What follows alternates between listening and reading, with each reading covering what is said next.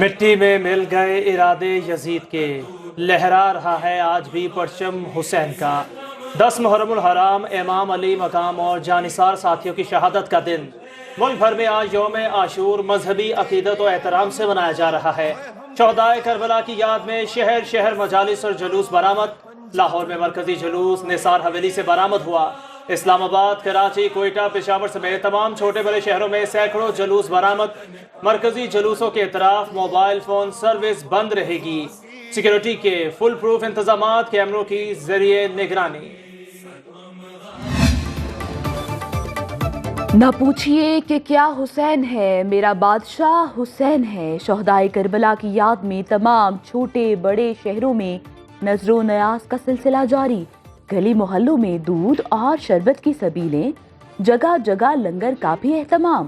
کہیں حلیم تو کہیں بریانی سے عزاداروں کی تواضع کی جا رہی ہے۔ بھکر کے علاقے حیدرآباد تھل میں 20 من چکن روسٹ کی نیاز۔ پاک سر زمین پر امن قائم رکھنے کا مشن، بنو چھاؤنی پر حملہ کرنے والے 10 دہشت گرد جہنم واصل۔ ISPR کے مطابق پاک فوج کے 8 جوان وطن پر قربان۔ دہشت گردوں نے بنو چھاؤنی میں داخلے کی کوشش کی، سیکیورٹی فورسز نے بروقت کارروائی سے حملے کو مؤثر طریقے سے ناکام بنایا۔ ناکامی کے بعد دہشت گردوں نے بارود سے بھری گاڑی چھاؤنی کی بیرونی دیوار سے ٹکرا دی۔ دہشت گردی کی کارروائی حافظ گل بہادر گروپ نے کی۔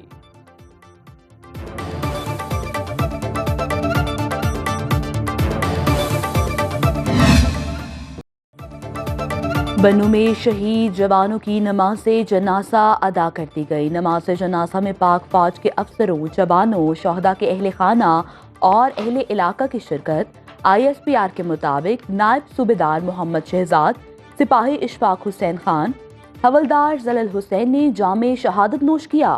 سپاہی ارسلان اسلم، لانس نائک سبز علی اور سپاہی امتیاز خان بہادری سے لڑتے ہوئے شہید ہوئے۔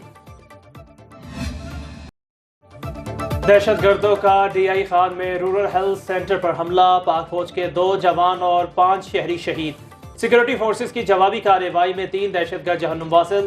شہید جوانوں کی نماز جنازہ ادا کر دی گئی۔ وزیر اعلیٰ خیبر پختونخوا علی امین گنڈاپور کا شہداء کے اہل خانہ سے دلی ہمدردی اور تعزیت کا اظہار۔ کہا صوبائی حکومت شہداء کے لواحقین کو تنہا نہیں چھوڑے گی، ان کی ہر ممکن مدد کریں گے۔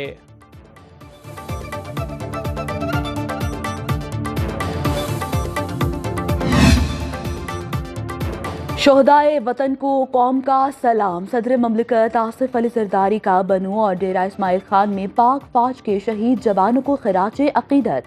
کہا وطن کے بہادر سپوتوں نے قوم کو بڑے نقصان سے بچایا۔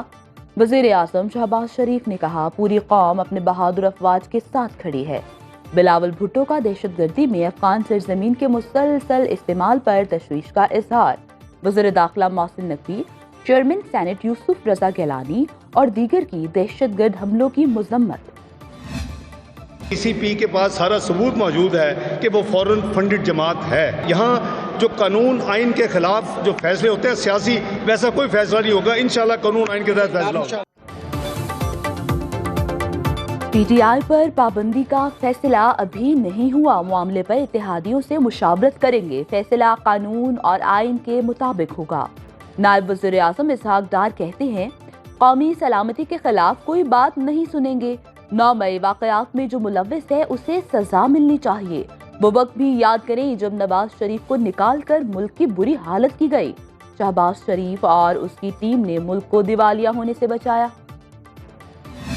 پابندی تو کسی کا پا بھی نہیں لگا سکتا، یہ تو کوئی بات نہ ہوئی۔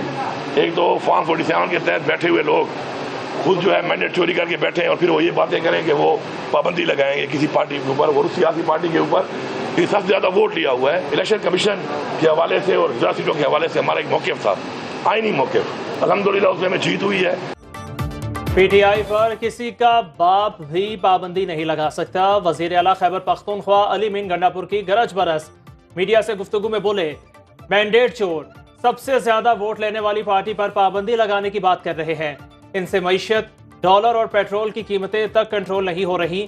مخصوص نشستوں پر سپریم کورٹ کے فیصلے کے بعد چیف الیکشن کمشنر کو استعفیٰ دے دینا چاہیے۔ ہماری فوج، پولیس اور عوام کی قربانیاں سب کے سامنے ہیں، CTD اور پولیس کو مزید مضبوط کر رہے ہیں۔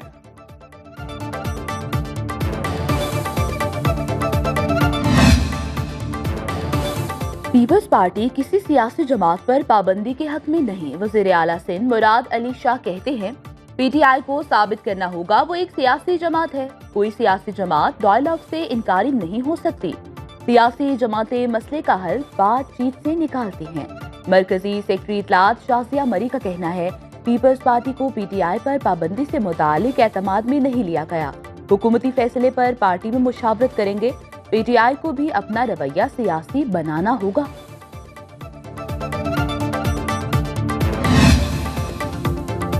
سپریم کورٹ میں ایڈ ہاک ججز کی تقرری کا معاملہ، جسٹس ریٹائرڈ مشیر عالم کی ایڈ ہاک جج بننے سے معذرت، جسٹس ریٹائرڈ مقبول باقر کی جانب سے بھی ذمہ داری نہ لینے کا امکان، جسٹس ریٹائرڈ سردار طارق مسعود اور جسٹس ریٹائرڈ مظہر عالم میاں خیل نے رضامندی ظاہر کر دی۔ چیف جسٹس قاضی فائز عیسیٰ نے سپریم کورٹ میں ایڈ ہاک ججز تعینات کرنے کے لیے جوڈیشل کمیشن کا اجلاس 19 جولائی کو طلب کر رکھا ہے۔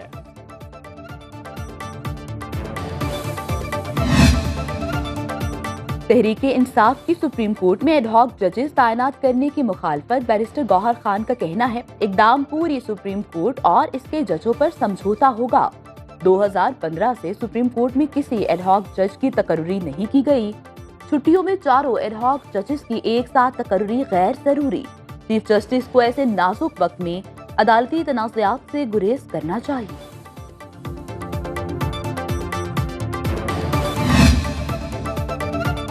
سپریم کورٹ کے مخصوص نشستوں کے فیصلے پر عمل درآمد، الیکشن کمیشن کا اہم اجلاس 18 جولائی کو طلب۔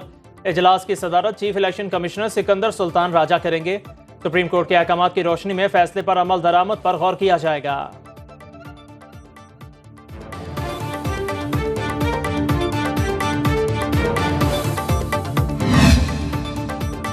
پاکستان میں رواں مالی سال معاشی ترقی کی رفتار 3.5% رہنے کا امکان۔ آئی ایم ایف نے ورلڈ اکنامک آؤٹ لک اپ ڈیٹ رپورٹ جاری کر دی۔ رپورٹ کے مطابق گزشتہ سال معاشی شرح نمو 2% رہی۔ آئی ایم ایف نے عالمی سطح پر مہنگائی اور شرح سود بلند سطح پر رہنے کا امکان ظاہر کر دیا۔ اجناس کی قیمتیں بڑھنے کی بھی پیش گوئی۔ پالیسی ریٹ میں سال کے دوسرے حصے میں کمی کا امکان۔